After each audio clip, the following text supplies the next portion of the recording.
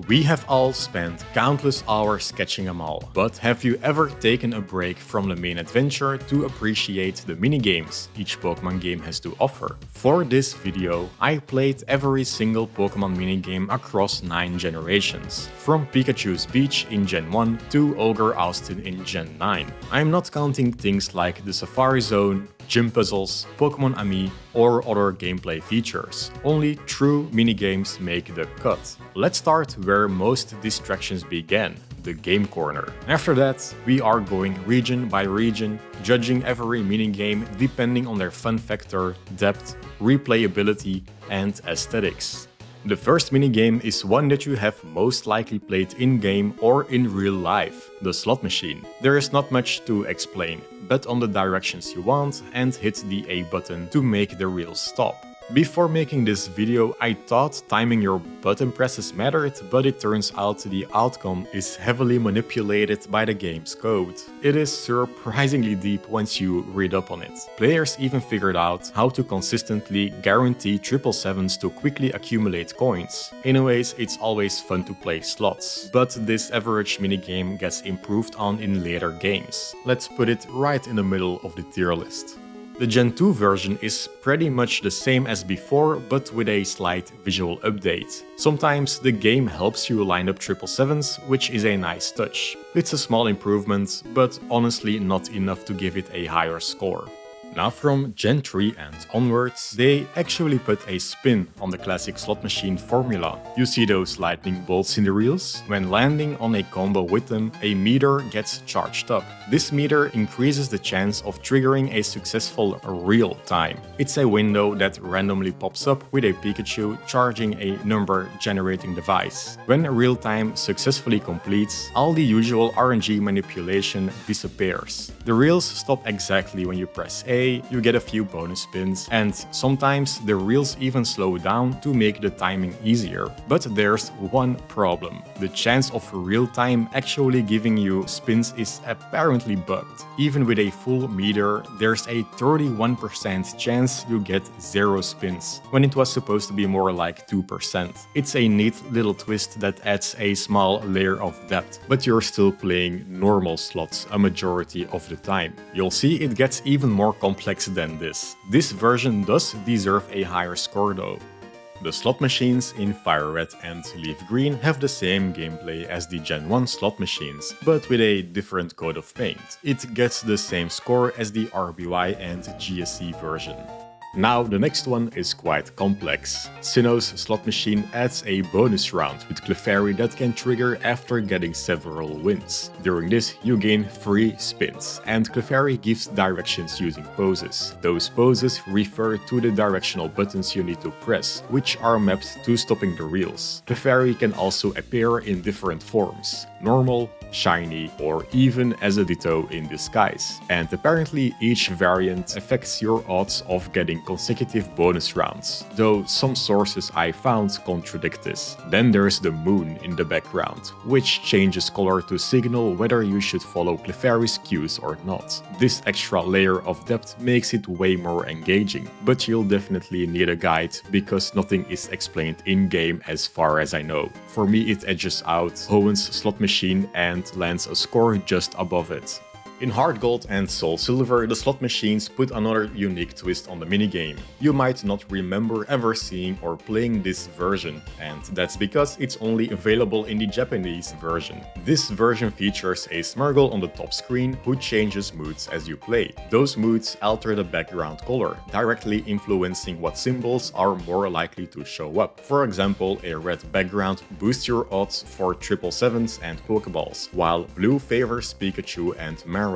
Smurgle's mood shifts gradually based on your spins, especially after close calls, like getting 2 7s but missing the third, and resets after a background change. Maybe I was sitting at a bad machine, but I personally didn't notice the boost that the colored background gives. If you hit 3 7s or 3 Pokeballs, it triggers a bonus game, where you try to match Johto starters. The machine gives you 1 or 2 reels lined up already, and you need to stop the remaining ones runs perfectly. The reels change speed each round, and chaining bonuses becomes harder but more rewarding. This is just like Sinnoh's version, a minigame within a minigame. I did feel like I was losing a lot more compared to other versions though. I thought the Smurgle gimmick would play in my favor more frequently. Maybe I had bad luck, but I gave it the same score as Hoen's version.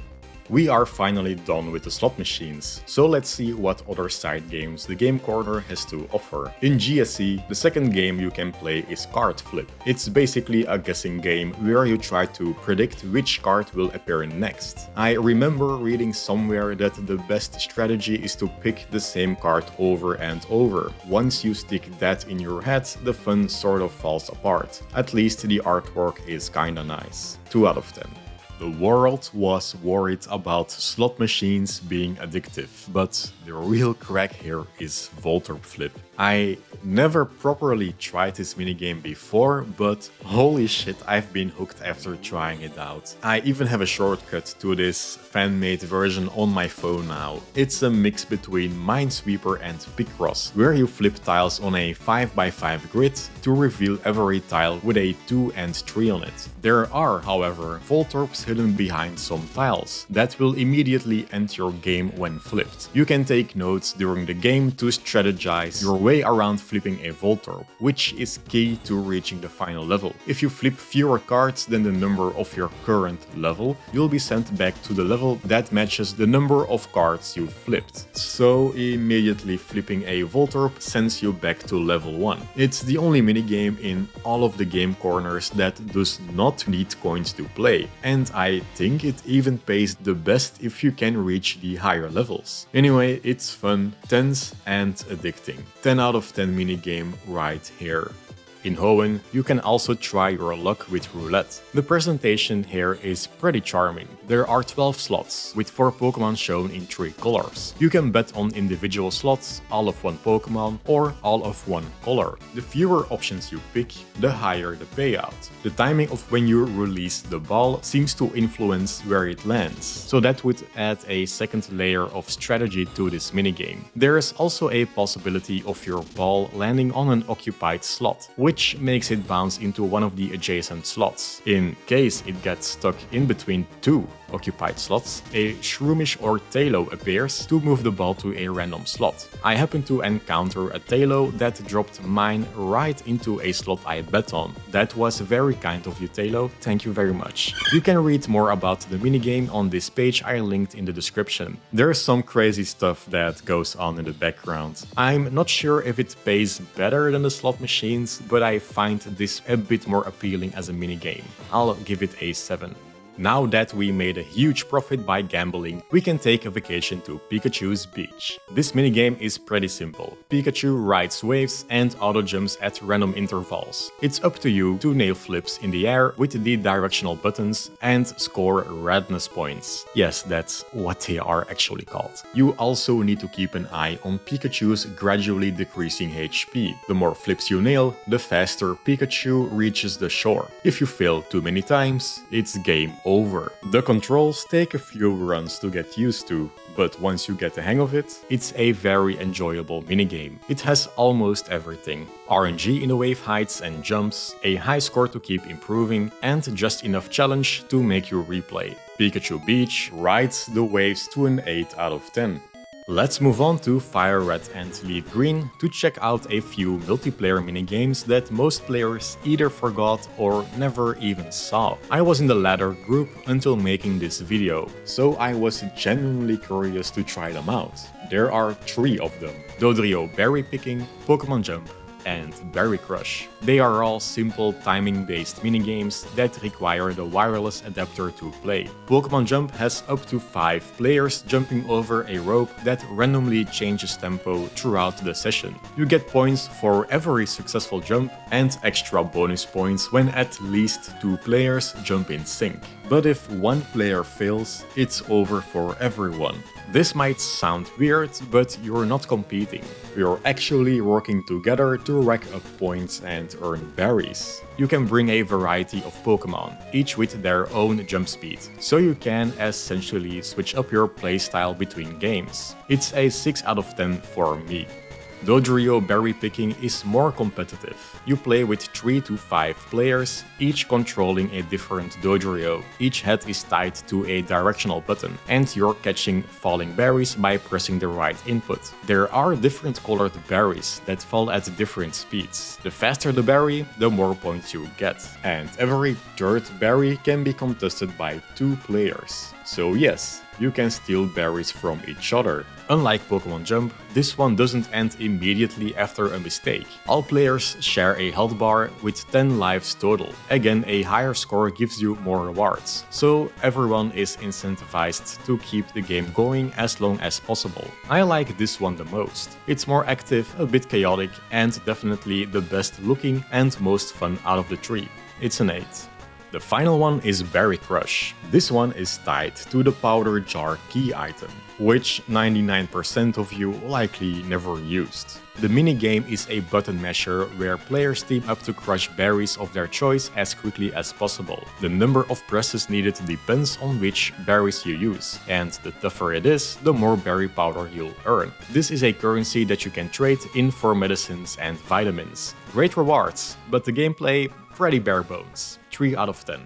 The Pokéathlon brings us back to the Johto remakes. I spent so many hours here as a kid, constantly trying to improve my high scores across the 10 different minigames. I also have fond memories playing with friends. We felt more competition during these minigames than the battles themselves. Everything outside of the minigames goes pretty deep, so I'll only focus on the gameplay. Each minigame pits 4 teams of 3 Pokémon against each other. It can be played with NPCs or your friends. Let's go over them one by one. The first one is Hurdle Dash, where your 3 Pokémon automatically run forward and you tap their sprites to make them jump over hurdles. Jumping very close to a hurdle gives a speed boost, and you can stack it about 3 or 4 times for maximum speed. Hitting a hurdle stuns your Pokémon temporarily and removes any boosts you had. So there is a risk-reward factor present. Your experience can vary depending on your Pokémon's jump stat. A high jump stat sounds good on paper, but it actually makes them float way too long, and they'll usually crash into the next hurdle. It's a simple minigame, but super satisfying when you're able to control 3 speed boosted Pokémon flawlessly. A 9 out of 10. In Lamp Jump, your team bounces on a big trampoline by dragging their sprites down and releasing to launch upward. The goal is to touch as many glowing lamps as possible while in the air. Each lamp hit gives 1 point, but touching multiple lamps in one jump earns you bonus points up to 5 at once. You can't simply spam jumps though. If 2 of your Pokémon collide, either in the air or on the ground, they'll get stunned for a few seconds. Pokémon with a high jump stat can sometimes jump twice, but it honestly made me feel like I had even less control in an already chaotic minigame. It's tricky to master, and honestly one of the few Pokéathlon minigames I forgot even existed. Still, it's somewhat fun. It gets a 7. The next entry is Ring Drop, basically free-for-all sumo wrestling. It's one of your Pokémon versus 3 others, while your 2 remaining mons wait on the bench in case your active Pokémon drops off the platform or gets switched out. You flick the stylus toward your target to tackle or tap your Pokémon to jump and land on an opponent unfortunate enough to be right below you. The power of your Pokémon's tackle is determined by their power stat and the opponent's stamina stat. So a Snorlax makes these first stage Pokémon fly off the platform with ease. 1 point is earned by simply hitting other Pokémon, and pushing them out of the ring gives you bonus points. There is a hidden fatigue level that builds up with each hit taken, so switching out your Pokémon is crucial, and the AI cannot be trusted. They will sneak in a cheap shot when you're trying to push off other Pokémon. It's easily in my top 3, 10 out of 10. Snow Throw is the next minigame, a snowball fight with your team against the others. You control your 3 Pokémon at once. Tapping them makes a snowball and swiping throws it. Tapping the Pokémon multiple times creates bigger snowballs, which does not earn you additional points, but does fatigue the opponents more when hit, stunning them when hit enough. The best strategy to me seems to keep spamming snowballs, since that's what earns you points. The footage seems fun, fast and chaotic, but I am just mindlessly throwing snowballs at the opposite team. I wouldn't give it a higher score than 6.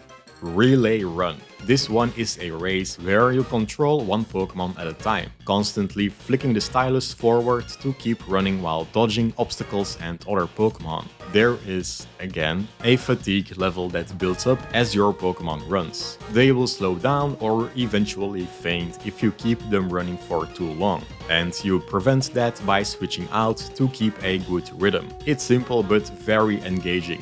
9 out of 10. The next one is my favorite Pokéathlon minigame, Block Smash. This is a straight up button masher, or should I say tap masher. You tap cement blocks to break through them as fast as possible, while keeping an eye on your Pokémon's fatigue. You know it by now. If they start to get tired, switch out to a different Pokémon.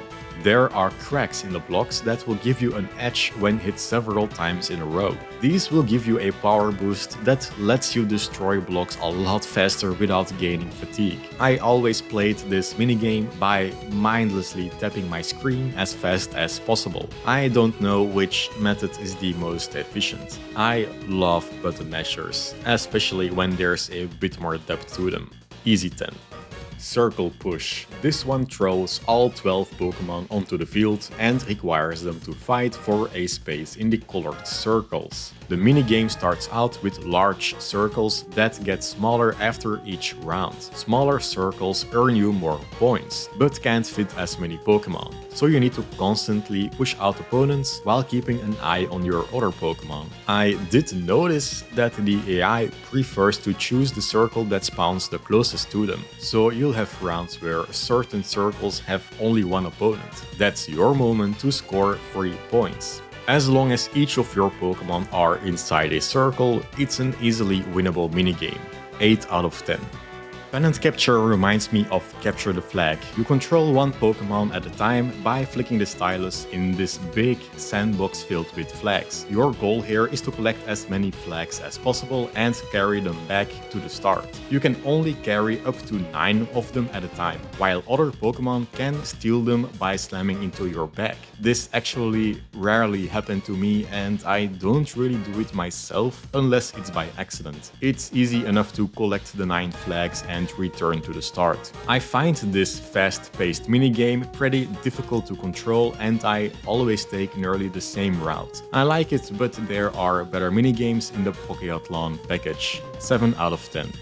Disc Catch is next. I am not really a fan of this one. All 12 Pokémon are set up on a narrow pier while discs fly overhead. You have to tap one of your Pokémon to make them jump and catch a disc before they fly off screen. The farther they travel before you catch them, the more points you get. The game starts slow, and by the end it's very difficult to line up your Pokémon and catch the discs in time. The AI is super unpredictable, sometimes letting you grab discs for free, other times jumping whenever they can. Predicting disc routes from the top to bottom screen is pretty rough too. My personal strat was keeping 2 Pokémon around the 3-point zone and a third between the 4 and 5-point zone. Maybe not the best way to play, but it's a 4 for me. Now the last and definitely the least of the bunch. Goal Roll is a 4-way soccer match with 3 Pokémon per team. You move your Pokémon by flicking the stylus to push the ball into the opponent's goals. Flicking the stylus quickly puts more power on the ball, which increases the fatigue of your own Pokémon and anything else that gets hit by it. Scoring is simple. Get the last touch before the ball enters a goal. Golden balls are worth more, and near the end a second ball gets tossed in for extra chaos. I usually keep one Pokémon in the goal to push away balls that get too close, and the other 2 run around in the hope I aim well enough with the stylus. Like I said, it's my least favorite minigame of the Pokéathlon. Under Disc Catch it goes. Before I move on to the next entry, I want to mention that I haven't really talked about the aesthetics of these minigames. That's because I am just that impressed by the presentation of all Pokéathlon minigames. The surroundings are really well made and the Pokémon sprites are creatively used in every minigame. There was never an issue or weird implementation that took me out of the experience. Anyways, now that we've burned some calories, we can get into the Pokeblocks, Poffins, and Pokémon contests. Let's check out the Berry Blender first. This minigame is tied to Pokémon contests, which we'll get into later. It reminds me a bit of the Berry Crusher. Up to 4 people toss berries into a machine to make something out of them. But unlike that one, you actually have the choice of playing with NPCs here. Gameplay-wise, there's not much going on. The screen is a top view of the Berry Blender machine and you simply press A when the arrow points to your side. It starts slow and speeds up as it spins. But fun fact, when it's still going slow, you can actually mash A few times to sneak in a few extra points. I bet you didn't know that. It's kind of funny that the Pokeblocks you get for playing are more complex than the actual minigame. I give it a solid 6.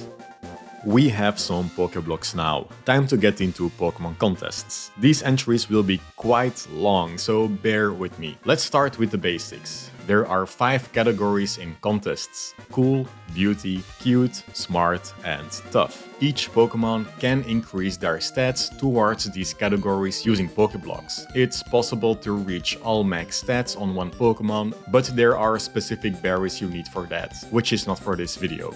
Then the moves in the games are also labeled with one of those 5 categories. On top of that, they have 2 stats: Appeal and Jam. Appeal earns you hearts, your points to win a contest. Jam messes with your opponents by lowering their points or making them skip a turn. And just like their battle counterparts, contest moves also have effects that do all kinds of things. A Pokemon contest is split into 2 segments. The first segment is a check on your Pokemon's condition. If you have been feeding your Pokemon the right Pokeblocks, you basically get free points here without doing anything. The second segment is where strategy comes into play. You go head to head with 3 other Pokemon across 5 rounds, trying to win over the audience with your moves. It's very important that some of your moves match with the category you've entered for. The categories act like types. Using a cool move in a cool contest will give you bonus points. Or in other words, they will be super effective on the judge. Using a smart or cute move in a cool contest will deplete the applause meter, basically acting like a not very effective move.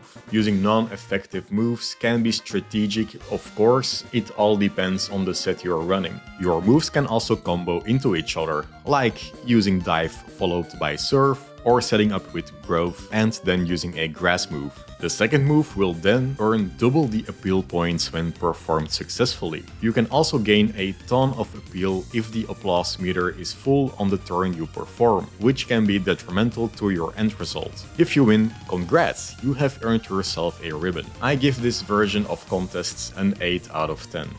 Omega Ruby and Alpha Sapphire changed the name to Contest Spectaculars, and in terms of the 3DS, it's definitely spectacular visually. The structure remains the same as the previous version, but with a complete glow-up. The first segment is just your Pokemon appearing on stage and the crowd reacting to it. The second segment is what we're here for, the talent round. The applause meter I mentioned earlier is still present here, and when it's full on your turn, it's time to perform a spectacular move. These really look like a first iteration of Z moves. I didn't actually know these existed before making the video. Some other nice details are Pokemon Mega evolving before using a spectacular move when their Mega Stone is equipped, and familiar faces appearing in the highest ranks. Compared to the Gen 3 contests, the whole experience is more streamlined. NPCs don't really use moves to reduce your appeal points as much, raising your contest stats is easier, there are fewer combos and the reward for pulling them off is reduced, repeating moves isn't as punishing, so all in all it is more accessible for a casual audience. I am not very experienced in the contest scene, I like both versions equally, but I can see why some people prefer one over the other. I'll give it the same score as its original version, 8 out of 10. In Gen 4, the contests are not spectacular, but super. This version greatly expands on the contest format, changing the first segment and adding a new one on top of it. The first segment is the visual competition, where you dress up your Pokémon with accessories. At the start of this competition, one of these teams will be chosen and you need to guess which of your accessories fit the best. Or you can look it up on Bulbapedia. It's not explained in-game as far as I know. Anyways, I always enjoy seeing how the NPCs dress up their Pokémon. The condition part is still present here, which can now be increased with Poffins instead of Pokeblocks. Next is the dance competition, a rhythm game. Each Pokémon takes the lead once and performs a dance by pressing the 4 buttons on the bottom screen. The other 3 Pokémon in the back need to match the leader's moves as closely as possible to the rhythm. Funnily enough, you can choose to not do anything. No one earns points that round. You either love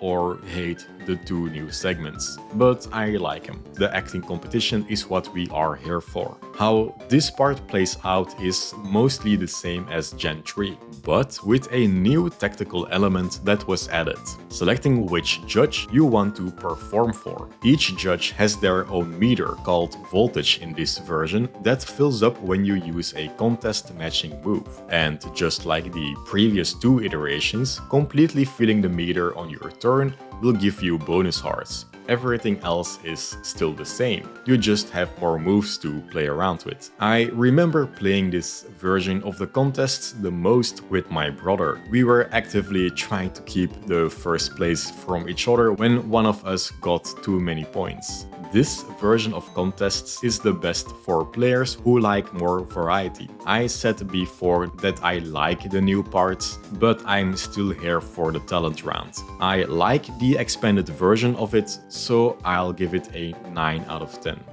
BDSP, the so-called Fateful Remakes, removed the best part of Pokémon contests. No longer do you use moves in the final act, now you only dance. The first segment is reminiscent of the original contests. There's no dress-up anymore. Your Pokémon's condition is checked by how high their contest stat is, and also which stickers their Pokéball has. The second segment is a rhythm game, but everyone performs simultaneously now. You press buttons in time with the music, while the 3D model of your Pokémon does an awkward routine on stage. You do still pick a move for your Pokémon to perform, with each one having the possibility of earning up to 3 hearts and having an effect. Chaining your move with other contestants apparently earns you more points, so it's not recommended to use it randomly. Without the acting competition, BDSP's contests might as well be an entirely different minigame.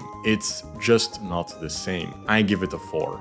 Poffin Baking has the same goal as the berry blender, making tasty treats, but it plays differently. Instead of the machine spinning on its own, you are the one spinning with the stylus to stir the batter. The game has a top view of a pot and gives you instructions in which direction to spin, and switches it up several times in a single session. You also have to manage your speed. Spinning too slow burns the batter, and spinning too fast spills it. The final phase makes you go all out by making you spin as fast as possible, which I always liked as a kid. The DS and Switch version control differently, but since they're essentially the same minigame, I'll give them both a 7.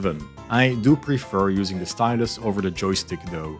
My favorite minigame from Sinnoh is mining. It's simple, satisfying, and gives useful rewards. We have 2 tools to work with. a hammer and a pickaxe. The hammer clears big chunks fast, but damages the wall more, and the pickaxe is used for cleaning up the rubble around items with precise hits. Each wall hides up to 4 items, like fossils, shards, stones or spheres, and the goal is to dig out as many items as possible before the wall collapses. During the final stretch, there's always a little tension when you're close to getting that rare item. It never gets old. Easy 10 out of 10. The next 3 minigames are from the Wi-Fi Plaza, an online exclusive hub where players could gather to hang out, participate in minigames, and annoy each other with tap toys. I remember visiting this place as a kid, but my memories of the minigames are hazy. Watching some videos helped, but it fills me with sadness that they're forever locked away behind the Wi-Fi Plaza. The first one is called Swalot Plop, where a mechanical swalot sits at the center in a small room. The objective here is to score points by flicking as many berries as possible in Swalot's gaping mouth using the stylus. It rotates at a constant pace in its first phase, and in the second phase, Swalot also opens and closes its mouth, increasing the difficulty. One berry earns you 100 points, and consecutive hits increase your points earned up to 300. In the second phase, it's even more. The low poly style and the environment give off a nostalgic vibe, so that also definitely helps it earn a 7 out of 10. The same can be said about Mime Jr. Top, the second minigame from the Wi-Fi Plaza. This one is arguably the most challenging one of the 3 minigames. A wind-up Mime Jr. balances on top of a circus ball, and you must keep it steady by swiping the stylus in the opposite direction of where it's about to fall. The longer you keep Mime Jr. balanced, the more points you earn, and the environment also changes on top of that. It's a simple concept, but takes some practice to master. I remember liking this more than Swalot Plop. It's an 8 out of 10.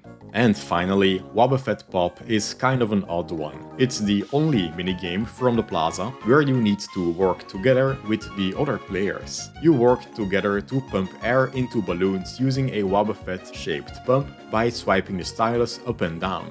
However, you can't simply spam the pump, as a why not jumps around to occasionally block the air from your pump. The goal is to pop 10 balloons. No high score to chase here, just an upgrade to your tap toy. It's fun, I guess, but not as engaging as the other 2. It's a 6 out of 10. Gen 5 didn't really come with a ton of minigames, but the first one that popped into my head was Poké Transfer, the spiritual ancestor of Pokémon Bank. This one's got a pretty steep entry barrier. You need 2 DS systems, one with your Gen 5 game and another one with a Gen 4 game that actually has Pokémon you want to send over. Once you're set up, it plays out like a quick little shooter minigame. On the bottom screen, you have a stylus-controlled slingshot to catch 6 Pokémon bouncing between bushes on the top screen. I read online that people found this clunky to control, but I don't remember having difficulties with it. I tried it on an emulator and felt like it was easy to predict how the sprites move. One session is over quickly, thankfully, because back in the day you needed to repeat it a lot. It deserves 1 more point than Wobuffet Pop.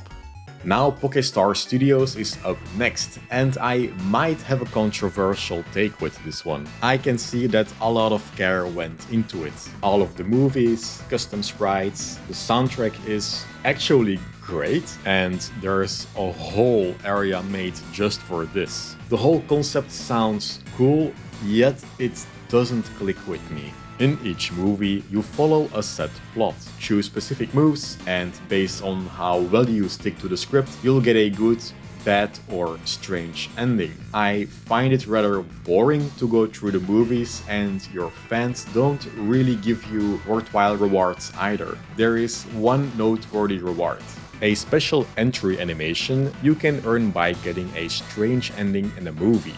This is obtained by going off script and still succeeding the objective. Pretty cool, but it won't improve the score it gets. I'd give it a 3 out of 10, but with the amount of content it offers, I cannot score it lower than 4. And then we're already at the end of Gen 5 with Pokémon Musical. This one's just a straight downgrade from the Gen 4 Pokémon contests. They just took the dress-up part without changing anything, and the second part is the dancing without the rhythm game. Your only interaction is tapping the touchscreen when the spotlight is on your Pokémon. Also, while the props you put on your Pokémon matter, you're not competing against anyone. The rewards you get are from NPCs that show up after your performance, and they will give you more props to work with, but that's it. I get it though. Game Freak was busy developing peak Pokemon games, but still this could have been cut entirely and I don't think anyone would have missed it. The first minigame that scores a 1. Next up are the minigames from Pokémon Amie in X and Y. There's 3 of them: Berry Picker, Head It, and Tile Puzzle. They're short, easy to play, but increase in difficulty the longer you play, and eventually reward you with Pokepuffs. Each minigame has 3 difficulties and an unlimited mode. I'll be playing them on hard mode because that's what I always use to farm Pokepuffs.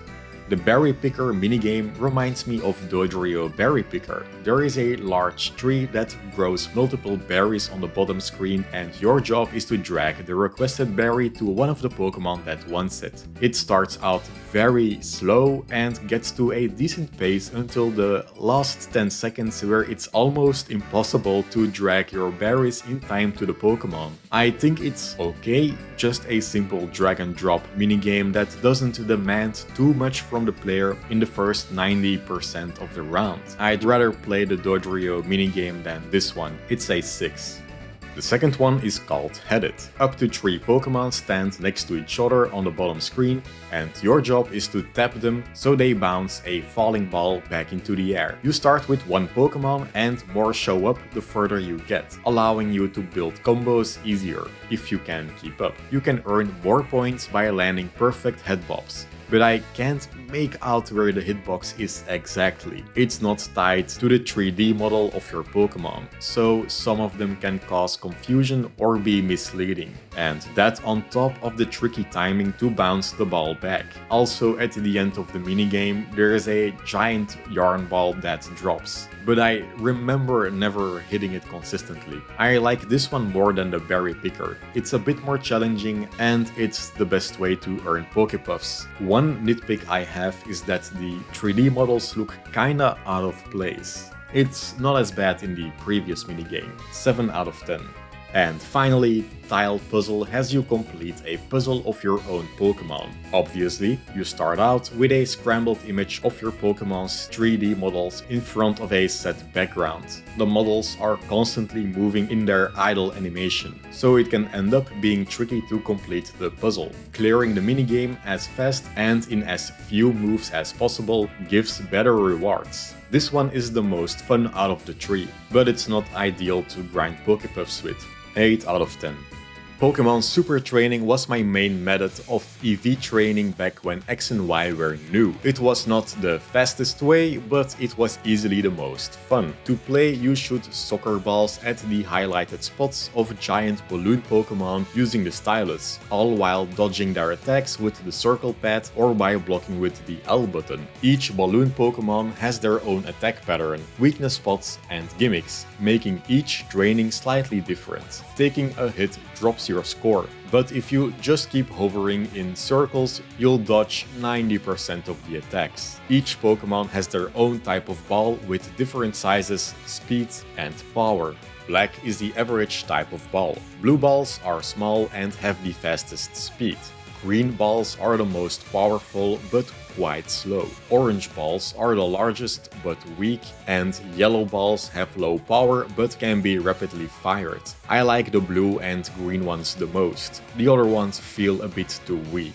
Anyways, not only is it a solid training tool, but also a great minigame. To 10 out of 10 it goes. Now here's a minigame that I didn't care for at first. Mantine Surf. It's one of the few minigames you are forced to play during the main story. I really dislike it when that happens. Pokémon Black and White 2 did the same thing with Pokéstar Studios. I just want to explore it on my own terms. Luckily, this one is quite short and actually useful. I started to appreciate Mantine Surf more on a second playthrough, after realizing you can quickly earn beach points during the main story. The minigame suddenly felt more rewarding and I decided that I wanted to look deeper into it, especially after finding out that the trade Hawlucha can one-shot the Totem Araquanid with a Z-boosted bounce from the move tutor. So the minigame is kind of similar to Pikachu Beach in concept. You ride on Mantine's back, build up speed, and jump off waves to chain together tricks to rack up points. Just points this time, not radness points. I think some beaches are harder than others, adding obstacles like wild Sharpedo that act like homing missiles or a goddamn Wailord that jumps out of the waves. You start out with 3 tricks you can perform, but it's possible to unlock more tricks by getting a high score on the courses. There's a lot to like here. Challenge, replayability, and the environment looks pretty great for 3DS. For me, it's an easy 9. Ultra Warp Ride is next. If you ever wanted to fly through a wormhole on an alien lion or bat, then this minigame is for you. Solgaleo or Lunala guide you through the Ultra wormholes, collecting energy to reach certain dimensions. The more energy you collect, the faster you go, and the more light years you travel, the better your odds of finding rare and shiny Pokémon. There are also electric balls that slow you down and potentially make you enter a dimension you don't care about. This was the main way of hunting legendary Pokémon in Ultra Sun and Moon, and one of the ways of getting specific shiny Pokémon. The first time you play this minigame, it forces you to play with the gyro controls, which is quite clunky. However, you can switch it to the circle pad after defeating Ultra Necrozma. Weird game design. Besides the controls, the visual clutter also makes this minigame difficult to play. Solgaleo and Lunala take up a chunk of the small 3DS screen, and the wormholes do a good job blocking your view.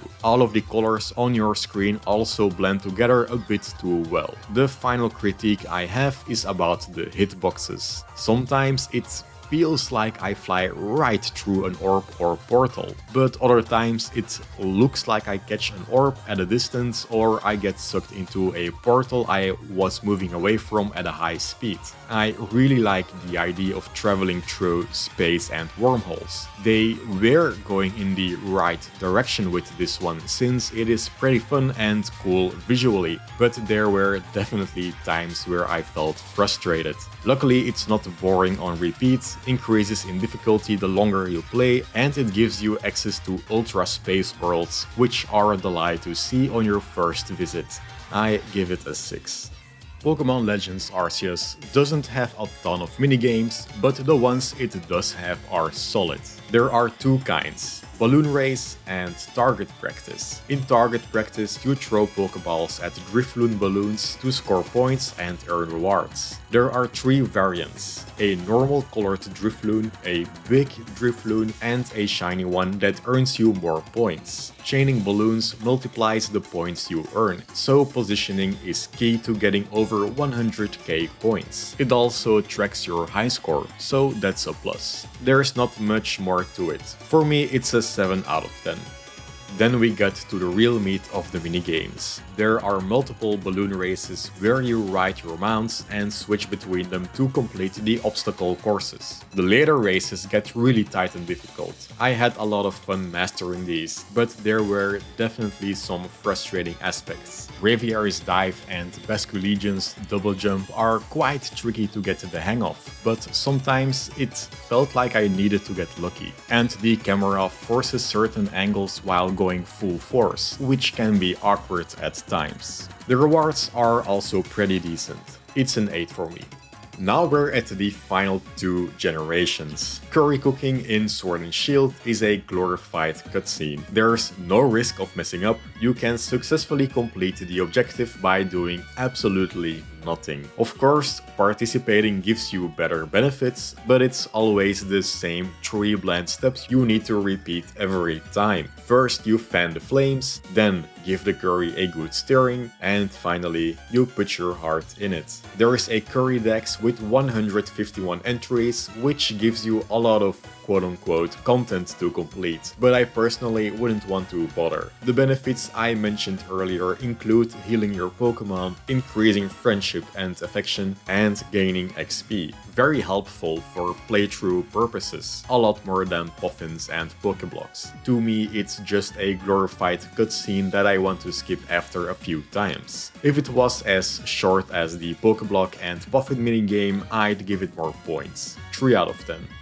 Sandwich making in Scarlet and Violet ditches the pot for a picnic table. It's like a goofy physics stacking minigame, with terrible looking textures, and the cutscene that plays at the end, Jesus Christ man. I have to give the minigame props though. In Sword and Shield, you chose your ingredients first and then saw what the end result was. This caused the minigame to be the same every single time. In Scarlet and Violet, you choose what you want to make first. There are all kinds of sandwiches with varied ingredients, so depending on what kind of bonuses you want, every sandwich gives a slightly different experience while making it. They are also super beneficial for the endgame of Scarlet and Violet, impacting shiny odds, rewards from raids, finding eggs, and more. Some of the recipes are ridiculous looking. Are noodles on a sandwich even a thing? I've never seen this before. I'm so indifferent about it, so I'll give it a 5 out of 10. The Game Corner games were getting lonely anyway. Next is Ogre Oustin from the Teal Mask DLC. You ride around on Coridon or Miraidon, popping ogre-shaped balloons, collecting berries, and delivering them to tables before the time runs out. Sounds simple, but once you crank up the difficulty, it turns into full chaos. You can play solo or with others, and the rewards are actually useful, like EV resetting mochi and other high-value items. This one is okay, just too bad it doesn't run that well. 6 out of 10.